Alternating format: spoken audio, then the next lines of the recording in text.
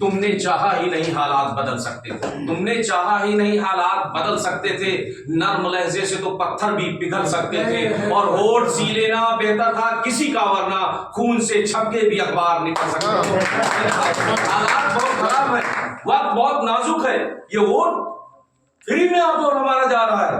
یہ ووٹ لینے والے لوگ جو آج 75 80 100 سالوں سے اس ملک میں حکومت کر رہے ہیں، ووٹ تو ہمارا لیتے ہیں لیکن بدلے میں ہمیں کچھ دینے کے لیے تیار نہیں ہے۔ یہ ووٹ، بیعت، حمایت اور مت بہت عظیم چیز ہے۔ اگر یہ معمولی چیز ہوتی تو حضرت امام حسین رضی اللہ تعالیٰ عنہ یزید کے ہاتھ پر بیعت کر لیتے اور اپنے معصوم بچوں کو شہید نہ کرواتے، لیکن انہوں نے کہا کہ ظالم میں تیرے ہاتھ میں بیعت نہیں کروں گا، گھر قربان ہو جائے تو قربان ہو جائے لیکن خدا کی ذات کو مجھے منہ دکھانا ہے، رسول اللہ صلی اللہ علیہ وسلم کے سامنے مجھے کھڑا ہونا ہے، اس لیے میں باطل ہاتھوں پہ بیعت نہیں کروں گا۔ افسوس کا مقام ہے کہ ہم لوگ آج 100 سالوں سے 80 سالوں سے ووٹ دیتے چلے آ رہے ہیں، ووٹ دیتے چلے آ رہے ہیں، دوسروں کے ہاتھ پہ ہم بیعت کر رہے ہیں اور اپنے لیڈر، اپنے چہیتے، اپنے حمایتی اور مددگار کو یہ کہتے ہیں کہ یہ تو مخالف آدمی ہے، یہ تو بھاجپا کے سپورٹر ہیں، یہ تو مسلم مخالف ہے۔ میرے بھائی کب تک ضرورت ہے کہ ایک قائد ہو، ایک پرچم ہو، ایک سب ہو، کبھی بکھری ہوئی قوموں کو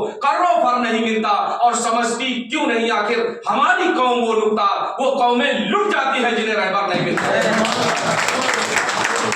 قیادت نہیں تو انصاف نہیں، آپ کے پاس لیڈرشپ نہیں۔ ہر گاؤں کو، ہر شہر کو، ہر دیش کو، ہر جماعت کو ڈیولپ کرنے کے لیے ایک لیڈر ہوتا ہے۔ کیا ضرورت ہے گاؤں میں ہر سال چناؤ کرانے کے، پردھانی کی، ایک پردھان بنانے کی؟ ضرورت ہے پردھان کی اگوائی میں ہی ڈیولپمنٹ ہوگا۔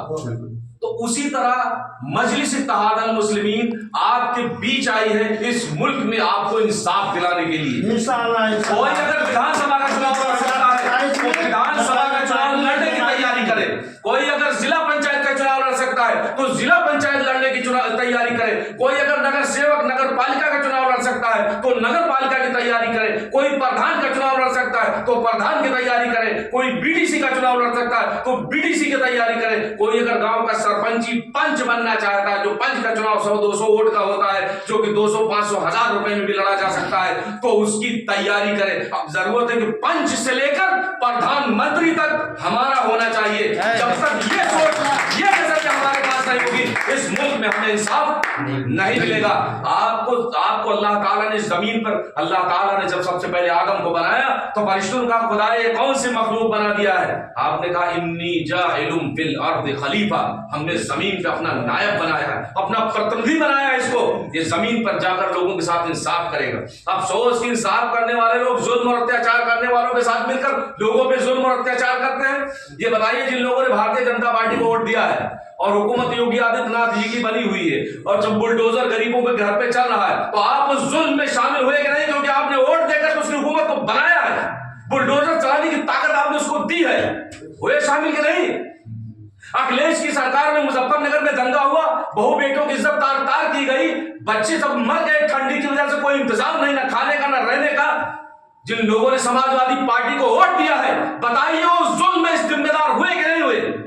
جب اکھلیش کی سرکار کو ووٹ دے کر کے آپ نے ان کو حکومت میں سونپا اور ان کی سرکار میں جو ظلم ہوا آپ اس ظلم میں شریک ہوئے کہ نہیں؟ کون سا منہ لے کر کے جائے گا خدائے بزرگ کے سامنے؟